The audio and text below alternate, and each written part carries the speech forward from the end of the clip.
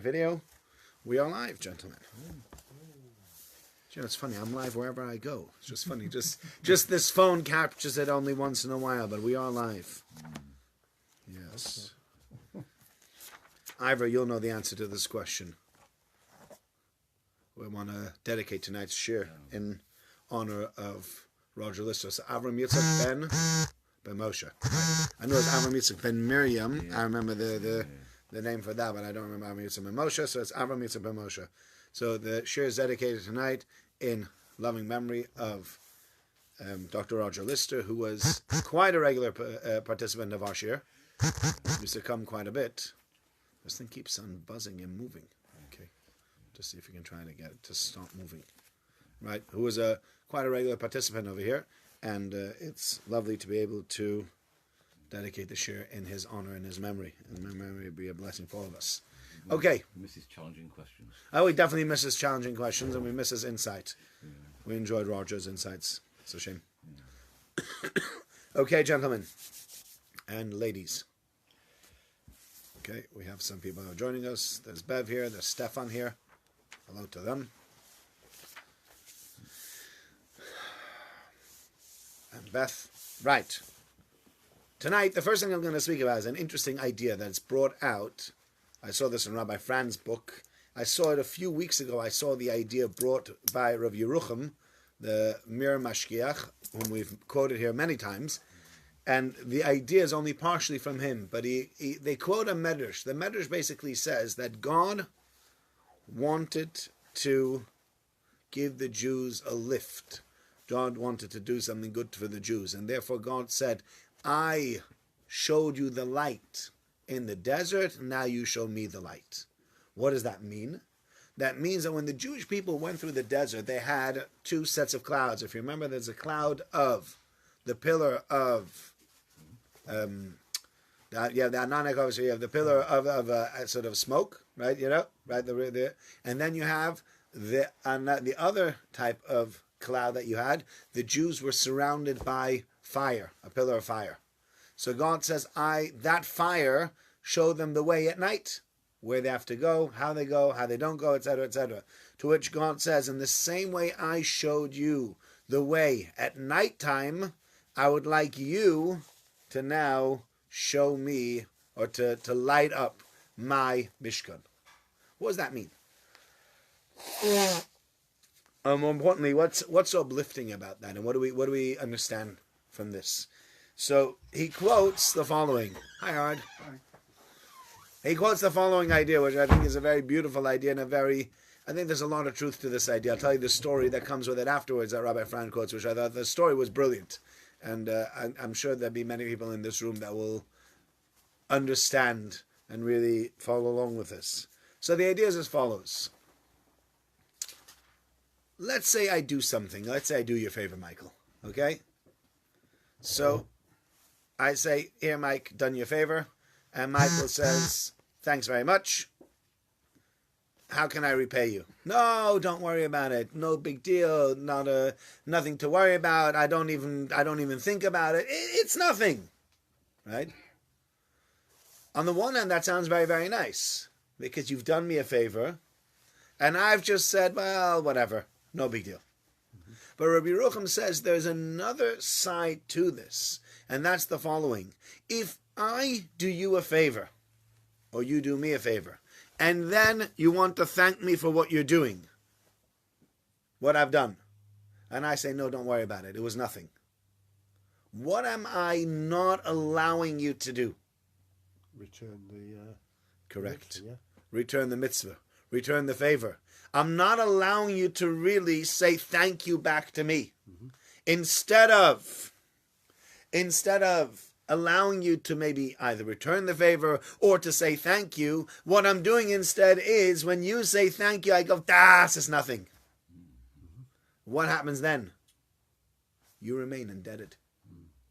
Because in reality, I've not given you the opportunity and I've not allowed you to truly and honestly pay me back. You're actually devaluing it as well. Correct. I'm devaluing, in a way, sometimes I'm devaluing it, but what the other thing to keep in mind is not only am I devaluing it, sometimes I devalue it, or what I'm doing is I'm creating a certain amount of indebtedness for you to me. Okay? You wouldn't want to ask again. Pardon? You wouldn't want to ask the same person. That's one thing. Some people don't want to ask again, but even if you ask again, you feel like uncomfortable. Yes, right? Absolutely. But the other point is that you've not given me a chance. Have you ever had it that you've been to someone's house and you wanted to bring them a present and you put it down and he goes, I'm not accepting it? Have you ever had that? Mm-hmm. Have you had that, Mike? Mm-hmm. Yeah? I've had that once or twice. I stayed at people's houses and I bought the person something. I was staying at someone's house, a family's house, and I bought them a present. I think it was a siddur that I bought for the lady, or I bought a tillim to say thank you for allowing me to stay at their house. I'd stay there for 3 nights or something like that. And the lady said to me, I'm not taking it. I said, no, but I bought this present for you. I'm not willing to take any presents. Not taking presents from young, unmarried men. I'm like, oh, all right. I'm like, she didn't mean it like that. You know what I mean? Like, it came out wrong the way I said it. But she's saying, I'm not, pardon? The answer is get married. But I was trying to get married. That girl wasn't the right one. But, but I'm not taking anything. I said, fine, whatever. You know what I did in the end? She wasn't home before I went to the airport. I wrote a note. I left it on the dining room table, and I left it behind. I'm not having you play this game with me. Sure. You know what I mean? Mm-hmm. I want to be able to express my gratitude. And you feel almost robbed not to be given the opportunity. Somebody wants to say thank you, allow them to say thank you. If you don't allow them to say thank you, you're actually robbing them of an opportunity of something that they want to do. And creating a feeling of debt. Yeah? The story that he tells over there, Rabbi Fran, a brilliant story. I thought it was such a clever insight. There's a man who lived in Yerushalayim by the name of Rabbi Yitzchak Zoiv Soloveitchik, who was also known as the Brisker Rov. The reason was because he came from the city of Brisk. Brisk, a very, very famous city in Lithuania, Brest-Litovsk. It was known as, which also in Yiddish was known as Brisk. And Rav Chaim of Brisk was the famous Rav of Brisk, and he developed the method of learning, the Lithuanian method of learning, very, very standard method of learning nowadays within the yeshiva world. And his son was this Rabbi Yitzchak Zev. And Rabbi Yitzchak Zev moved to Jerusalem, and one of his sons was getting married. And so they had the wedding at the hall of someone in Bnei Brak by the name of Mr. Vakshal. Famous Vakshal hall, Ulamei Vakshal, there at the beginning of Bnei Brak over there. Anyway, so Mr. Vakshal, at the end of the wedding, the Brisker Rov comes to Mr. Vakshal. He says, okay, Mr. Vakshal, what do I owe you? And Mr. Vakshal says, nothing. He says, what do you mean nothing? He says, nothing. It was an honor for me that you thought my hall was good enough that I could have the wedding here. He says, no, I'm not doing that. How much was it? I want to pay you. He says, but Rebbe, I want to give it to you free. He said, my friend, nothing in life is free. And money is the cheapest thing to have to pay with. What do you think of that? Good. Yeah?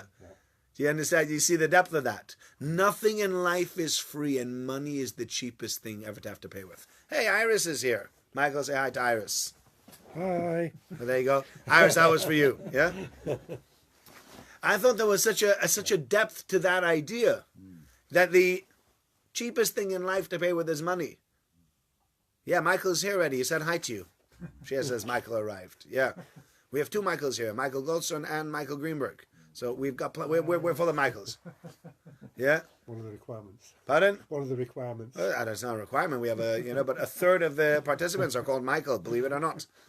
So that's what he said, and that's true. You'll at one point or another you'll always have to repay something.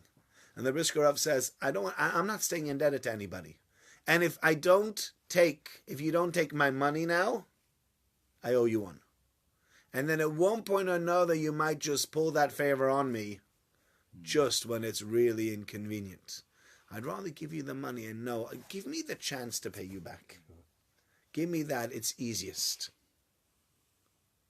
A brilliant idea and a beautiful idea. So he says that Hashem says, I've done something for the Jewish people, but I'd like to give the Jewish people the opportunity to actually pay me back, so that they shouldn't feel as indebted as they would if I don't give them that opportunity. And so God says, I gave you the light in the desert, and now you're giving me some light. And that's, I think, a big lesson, is that we should allow other people to show us gratitude. Don't expect it. You know, some people, they're standing there always expecting, no, where's the envelope? You know, where's the envelope? Not every time there's an envelope. You know, where's my thank you? I've heard this sometimes. I find it very funny. I find it sometimes, like, you know, I've heard it from women, different women. I've heard it over the many years. No, it's not the present. The present's not important. But this is a horrible present. And you're like, well, decide. You know what I mean? If the present's not important, then let them give whatever they want to. And if the present is important, then don't ever say the present's not important. But I've heard them say so many times, oh, it's not about the present. You didn't have to. You didn't need to. And they open up the present, and then afterwards the guest leaves, and they go, what did they buy me? What is this rubbish? Well, if you said the present was important, what are you calling the present rubbish for? Because you did want the present. You did deep down want the present. You're just saying, it's just a saying the present's not important. I don't need it. Be gracious about it. Somebody's giving you a present. Say thank you. Use it, whatever it is. But that's much better, and it allows the person who's given to you not to feel as indebted as if you say, it's nothing. Allow people to give to you. That's much more important. Okay, that's the first idea. Whoops, you okay? Yep. Just a bit long on that side. Long tablecloth. Okay, we're going to discuss some ideas now about the menorah. The menorah symbolizes Torah learning. The light of the menorah symbolizes Torah learning. And there's a very beautiful idea that is brought out here by Rav Hirsch. Rav Hirsch, I have a few ideas from Rav Hirsch tonight. There's some very, very beautiful ideas from Rav Hirsch. So Rav Hirsch says the following. Ve'ata and you Tetzaveh es b'nei Yisrael, page 464, right at the beginning. You should command the b'nei Yisrael v'ikro elecha, and they should take for you shemen, zayis, zoch, kosis, lamar. Clear olive oil, which has been pressed for the light to light the menorah. Lehalos ner tamid, to have a constant light. And then he says again, he continues in the verse, Be'or moed, where should they be in the tent of meeting? Mechutz ha'paroches, outside of the paroches, asher al ha'itus, which is outside of where the testimony is. Yarov os Aaron v'amei avabokav Hashem. Aaron should prepare it from evening to morning before God. Chukas alam darasam, it is an eternal statute for all generations. Me'es b'nei Yisrael, from the Jewish people. That is what the Torah tells us. So twice Rav Hirsch says here, we have B'nai Yisrael mentioned, the Jewish people mentioned. What is the idea of B'nai Yisrael? V'ata tetzaveh es b'nai Yisrael, right at the beginning you should command the B'nai Yisrael, and at the end we said this is a statute from the Jewish people. So Rav Hirsch says a beautiful idea, and this is an important idea for us to remember, that Torah is represented by the menorah. And what we're saying now is, there is nobody in or among the Jewish people that has a greater claim, a greater stake in, or more of a connection to Torah than we deserve as well. If we said it's Aaron's mitzvah to light the menorah, then we'd say, well, Aaron's connected to the Torah in a certain way that we aren't connected. And therefore the Torah tells us, no. That's not how it goes. Aaron might have to prepare the neros. Rav Hirsch tells us that the halacha actually says only the preparation of the candles needed to be done by a Kohen. But the lighting of the candles, let's say for whatever reason, there was no Kohen around, you know who could light the candle? Even a regular Yisrael could light the candle. Why? Because the menorah represents the Torah, and as it represents the Torah, it means it is something that spans all types of people.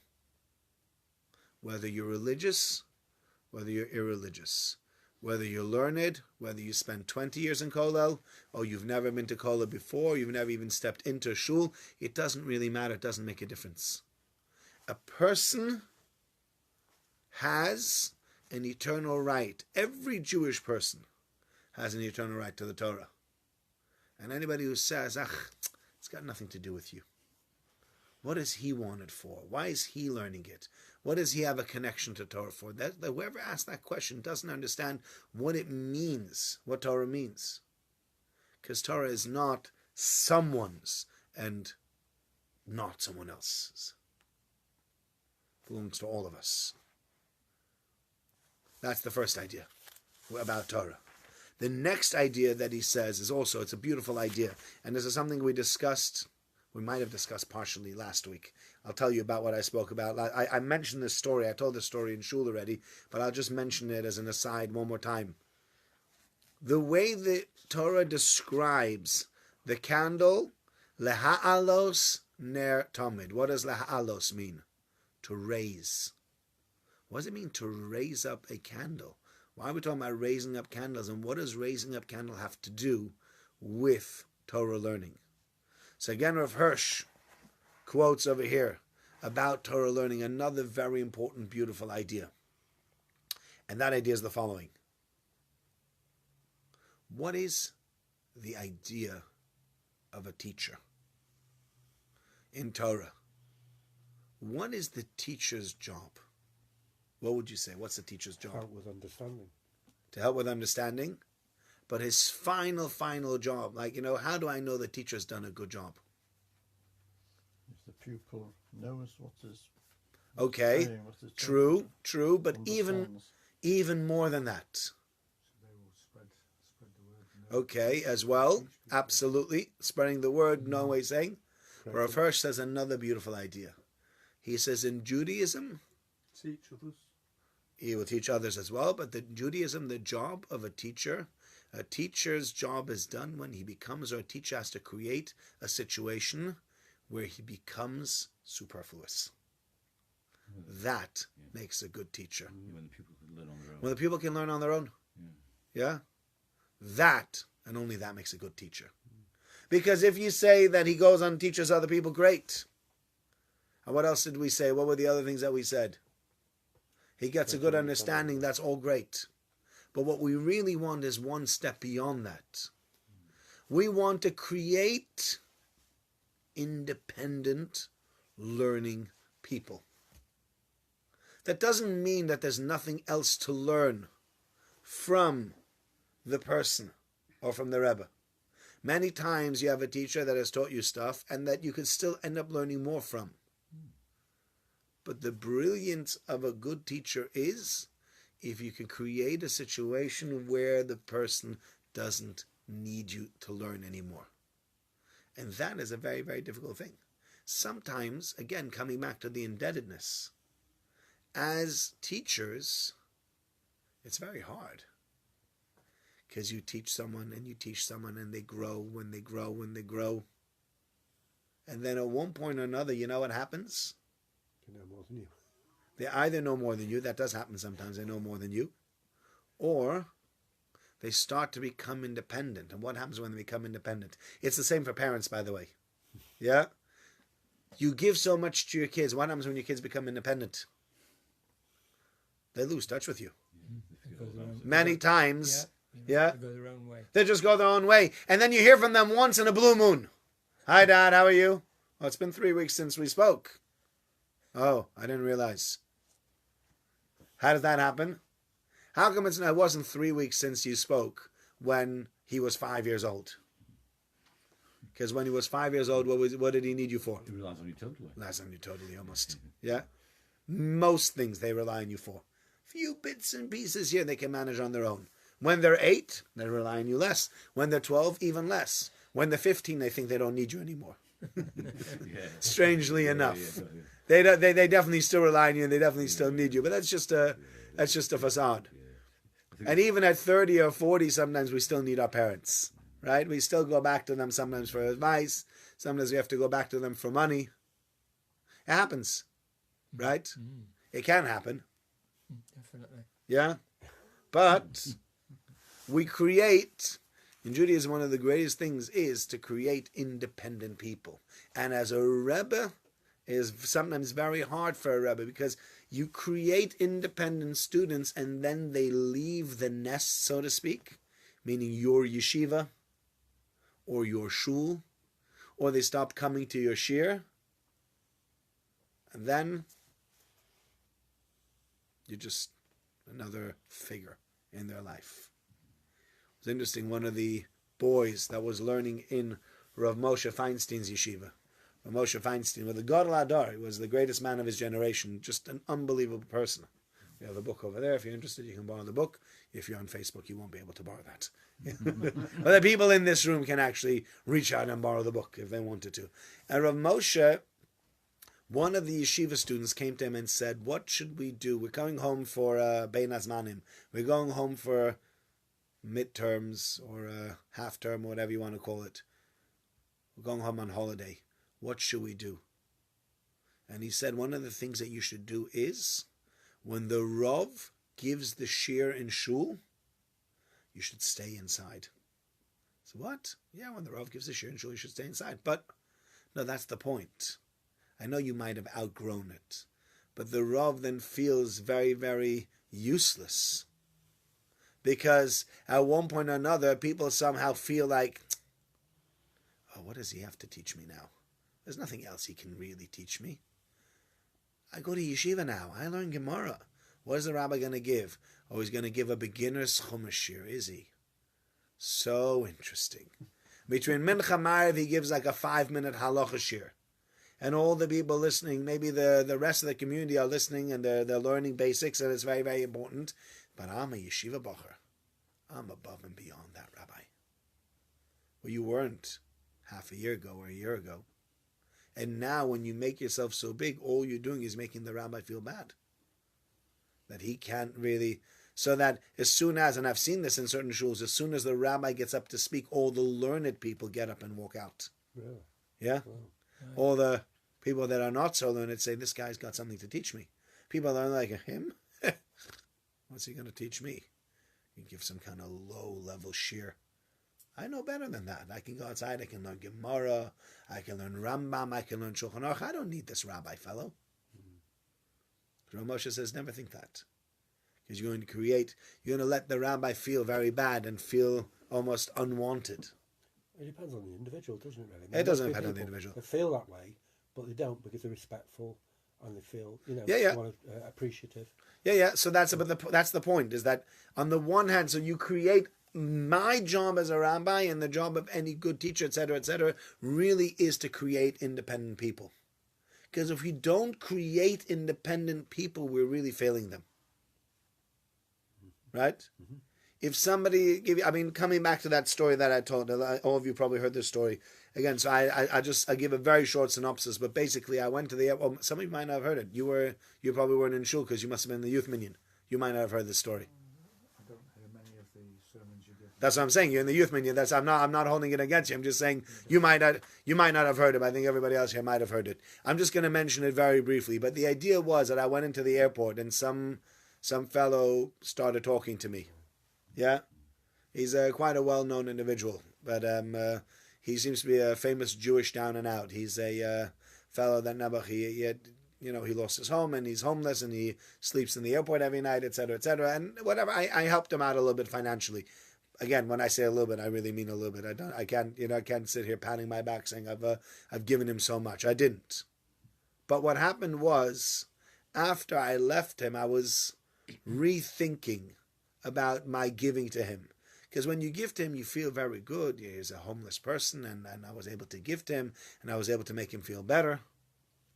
On the other hand, I had this thought in the back of my mind that I knew, like I even asked somebody the next day, I was speaking to somebody in shul, and I asked them, I said, can I, because I sound some things, I use them sometimes as a sounding board. I said, can I tell this story in shul, but will people say to me, Rabbi, you're fueling the cycle of poverty?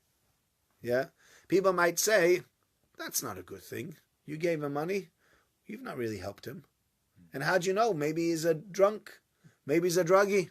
And he's saying he's sleeping on the street, and maybe he is sleeping on the street, but the 20 pounds you gave him are going to go straight to buying another joint. You done anything good? And not always, by the way, is giving money a good thing. So this fellow said to me that he knew somebody that was that needed money, and he says, I need money. What do you need money for? I need money for a place to stay for tonight. He goes, where are you staying? So I'm staying at such and such. I'm happy to drive you there, and I will pay them that money. So I'm not giving them money in his hand. You need a place to stay tonight? I'm happy to pay for the place to stay. But I'm not giving you that money because I don't know where you're going to go with that money. But if you want a place to stay, I will pay for it. So that's one way of doing things. And okay, I mean, in this case, it wasn't relevant and I couldn't have really gotten involved, etc. But I think the bigger picture is, and that's what I've said to many people, is what would it really mean to help this guy? It doesn't mean to help this guy by giving him £100 or £500 or £1,000. Even if I had £1,000 and I gave him an envelope with £1,000, would that have really helped this fellow? No. What does he need? Break out of the loop somehow. To break out of the loop. Therapy, absolutely. Yeah. Some of these people need therapy. They've gotten so stuck in that loop they can't get out of it. But they're in this loop where they want, in a very perverse way, want to stay in this loop. Yeah, they scratch by days, one day at a time or so. Yeah. One more day. Yeah. They never get anywhere. I mean, coming back to what you said, Michael, you've mentioned it a few times about your granddaughter and her OCD. I knew somebody that had OCD, and we tried to get that person help. And in the end, they didn't get any help. And my wife told me that she knew this person quite well. And she said, yeah, do you know what it is? He felt a certain comfort in his OCD. There was a comfort in his illness that it helped him. And so getting better wasn't something that he really wanted desperately. And for this person also, there might be a comfort in the fact that he knows what he's doing. There's a word called over-support. I think it happens with a lot of handicapped people. Yes. That you support them too much, And then they don't become independent. They become institutionalized a little bit. Yeah, absolutely. Yeah.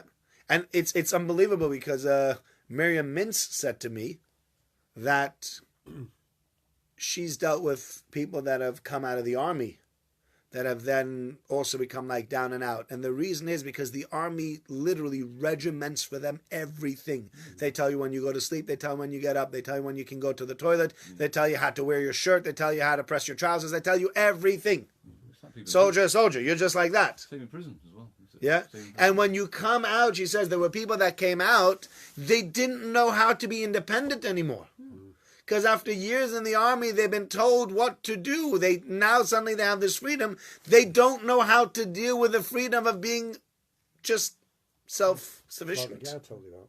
Huh? Like the guy told you that. Yeah, absolutely. Yeah. It was very interesting when Michael told me. It's a shame that I said that on the shir and it never came out on this. You told me about it. I said on the shir, but the technology wasn't working that time. It's the same thing. The fellow keeps on going back to prison because prison is a safe place for him. Mm-hmm. It's safer than his situation where he is outside. Sure.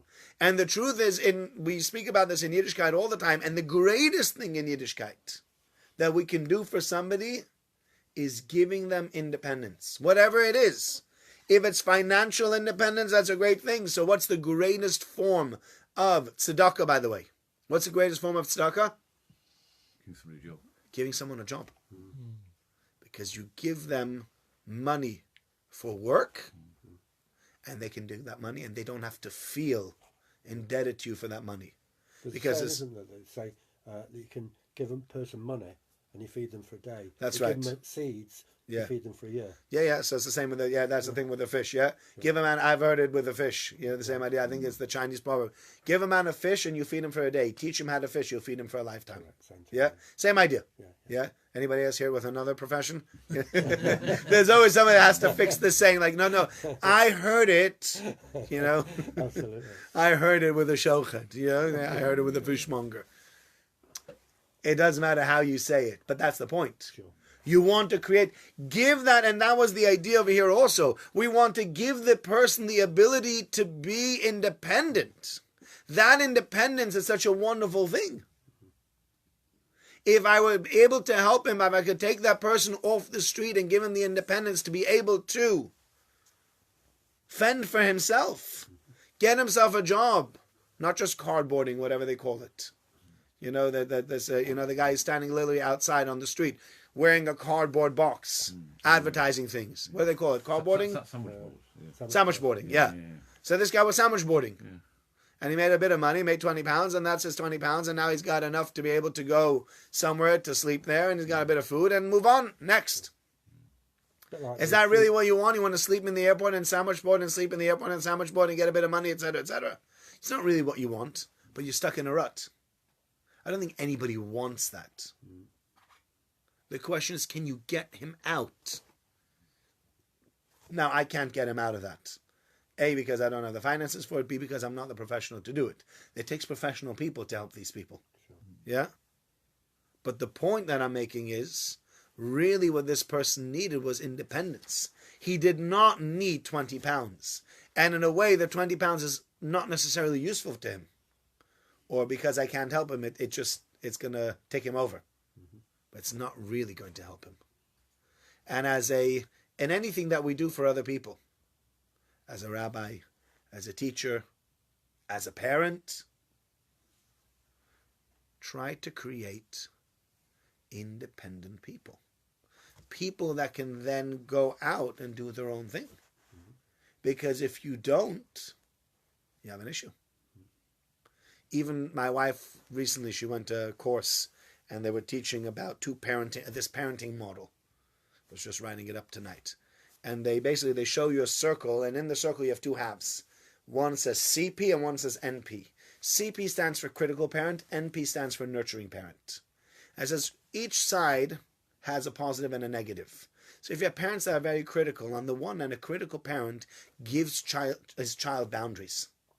Because they're very critical, and there's sometimes, I don't know if you've ever met children that don't know, you must have them sometimes come to your, have you ever had them come to your surgery? Mm-hmm. They call it surgery, even for eye practice. Okay, similar idea. But do you have ever kids that come and they just behave just terribly, and you think to yourself, these kids have not been disciplined by the parents. Nobody has ever said no to this child, and he's running haywire, and he's taking all the bits and pieces off you. You're trying to put the things into his eyes. He goes, what about this one? What about that one? Like, no, put that back. I'm in the middle of giving you an eye exam. Let me do my job, and don't touch my things. Yeah? That's how you feel, right? You can't do that because you have to be nice. Are you screaming at my son? No, I wasn't screaming. I know. I heard you scream. You raised your voice. We're not coming back here. We're telling all our friends. We're reviewing you on Facebook and Trustpilot. Do you know how it goes? I think I'm too nice because they will come to me. But all the Meshuggahs come to you. But that's what you get. And do you ever think to yourself, this parent is not doing their job and giving their child boundaries so the child doesn't know what to touch and what not to touch? And they're putting the chair up and down. You're like, excuse me, stop playing up and down with the chair and allow me to do what I need to do. I need to give you an eye test. Sit. Right? So that's critical parents allow the children a boundary, a framework. You can do this, you cannot do that, which is a good thing. But there's also a problem with critical parenting, and that is if you criticize your children too much, they start to lack self-esteem because they think they're no good, because everything is no good. Your homework's no good, your test results are no good, this is no good, that's no good, everything's no good. And it's interesting because my wife said the person who taught her this was a psychologist, and the psychologist explained that children mimic the behavior outside them and the behavior that is displayed to them. And if I keep on saying to a child, you're no good, you're no good, you're no good, what is the child going to start saying to himself after a while? I'm no good. You're no good. They're going to mimic what they've been hearing. And so even though they're doing a great job, they'll still say, no good, I'm no good. Because that's what they heard all the time, I'm no good. So that's the negative side of that. Then you have the nurturing parent. The nurturing parent creates, on the one hand, a very secure, very nurtured, cared for child. Right? The child feels very cared for, and it gives the child self-esteem. The problem is, if you nurture your children too much, you know what happens? They let you do everything. Well, either that, or the way she put it in this course was, they constantly need rescuing. Because they've never had to deal with adversity themselves. Because every time something happened, the teacher told them off, I'm going to call that teacher. You got lines? I'm not going to let you do lines. No matter what happened to this child, you've always stepped in and you've always been there to save the child. And therefore the child doesn't know what adversity is, and the child doesn't know how to deal with adversity. And when somebody says no, they're just shocked. This lady, I think, told a story. I think it was her own story. She fosters children sometimes. And what happened was that she had this 15-year-old girl that was staying by her. And she said, can I have a beer? She says, yeah, you can have up to 2 beers. That was the whatever. I think even though it's not the legal age, whatever, just work with the story. I think that's how the story went. She was 15. And this girl took a beer, fine. She took a second beer, fine. Then she went and she took a third beer. And she's drinking her third beer. Right. Now, how many was she allowed? Only 2.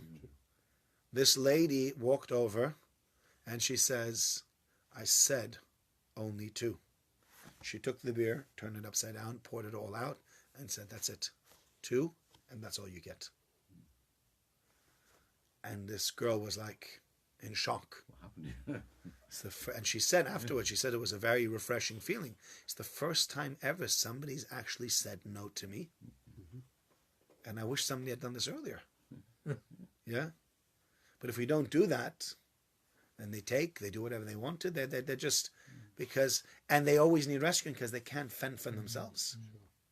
And the real thing we want to create is a synergy of parenting between the caring and the nurturing and the criticizing. You need to find a bit more towards the nurture than towards the criticism. You need to give your children boundaries, but you need to nurture them a lot as well. And that creates healthy adults. And what are healthy adults? Healthy adults are independent people who think, who plan, who take responsibility, etc., etc. That is what healthy adults are. And that's what we're saying here. Lahalos ner tamid. The job of a teacher is to create an independent student. And if he constantly keeps that student back because he has something to gain by having more students, then he's really being unfair to the student and he's not a good teacher. I remember we had it in shul here. Remember Bernard Morris, Oliver Shalom. Remember Bernard used to come to the shir. No, he never came to the shir. Maybe the shir didn't exist yet when he came. He did come to Rabbi Kupitz. Yes. He used to come to the shir when Rabbi Kupitz used to give it. Do you remember Bernard? Yeah? Yeah, my friend. Yeah, it was a good man. So Bernard Morris one day came to me and he said, Rabbi, it's just driving me crazy, the way people are talking in shul, and I can't bear it. He gave me this whole lecture about the way people are talking in shul. Got to him, yeah. Pardon? It got to him. Really. It really got to him. Yeah. And he wasn't putting it on either. It really, really got to him. And I said to him at the time, I said, Bernard, I think you've outgrown the shul and you need to go daven in. And he ended up davening in Yerushalayim, actually. That's what I told him. I think he did daven there for a few years before he passed away, sadly. But you need to go daven in Yerushalayim. Why? We had given him whatever we could in this shul. He now reached a level where the shul wouldn't be doing him justice anymore. And being in the shul would actually hold him back. It wouldn't be a positive, it would be a negative for him. And at that point, it made more sense to say, Bernard, go somewhere else where they'll continue nurturing you and allowing you to grow. If I hold him back and I say, oh, I have Bernard. Bernard is my Talmud. Bernard has grown so much in our shul. I want Bernard to stay here. Then what am I doing to Bernard actually? I'm stunting his growth. I'm holding him back. When in reality, he can fly much further. He can go much higher. And that's the important thing. So again, not allowing him that independence. And sometimes teachers literally, they hold back because what am I going to do if all my students go? Sometimes certain teachers are even the victim of their own success. I say that about, and I say this in I'm not saying this as a negative, but I say the greatest enemy to a good Zionistic organization here in the diaspora is success. Because if you're very successful as a good Zionistic organization, what are your people going to do? They all make aliyah. Yeah. Who are you going to be left with? All your best people have moved to Eretz Yisrael. So the people that might have been your next generation are not here anymore because they made aliyah, they moved to Eretz Yisrael. And you're almost your own worst enemy. Yeah. Do you understand what I'm saying? Yeah. But not really, though. Because, as a successful teacher, Yes. And all you're doing is creating more people to come along to. Not always you create more people. That's the shame. The shame is that you sometimes you get a few students, and those students are great students, and not always do you get more. And therefore, there are certain, even communities like that, very Zionistic communities, whose success is their downfall. The success is that all their best products move to Israel. Yeah. Because the children won't be there. And the children won't be there, and the grandchildren won't be there, so how do you go ahead and keep that community running? Now, the community was very successful because it has given and inculcated in these children a love for Eretz Yisrael in a way that they're willing to pick up from Chutz La'aretz and move to Eretz Yisrael. Well, that's what happened with BA, but it's been going for years and years and years. You know, Yeah. it was very Zionistic, wasn't it? Yeah, it still is very Zionistic. Yeah, look how long it's been going. And It's been going for a very long time. All the kids haven't gone to Israel. Well, So a lot of, it's- I'm saying, but if BA was even more successful than it is, you'd have mass aliyah. You wouldn't have any young kids to be coming there anymore. Because all the next generation will be born in Israel. They might say that's a good thing, if we can shut ourselves down. But that's what I'm saying. The greatest thing that's the halos ner tamid. The greatest thing that a teacher can do for a student is create independence so that the student can learn independently, so that student can grow independently, and that the student is not forever chained to his rabbi. If you're forever chained to your art school, if you're forever chained to your rabbi, you're forever chained to something else, a crutch that's going to help you, in reality, you've never really let go. You've never been able to fly the nest and fly. And we say we want to lehalos ner tamid. You want to create students that can then stand on their own, as Rashi says. You light the candle until the candle can stand on its own. And when the candle can stand on its own, you walk away and you say, I've done my job. Now he or she's going to go ahead and they're going to do their job. So that's it for tonight. Thank you very much for joining us. Thank you to all of us who joined us live. Please, if you did enjoy this, like it or share it and pass it on to other people. Again, it'll be available also on YouTube at one point or another this week. Thank you. Good.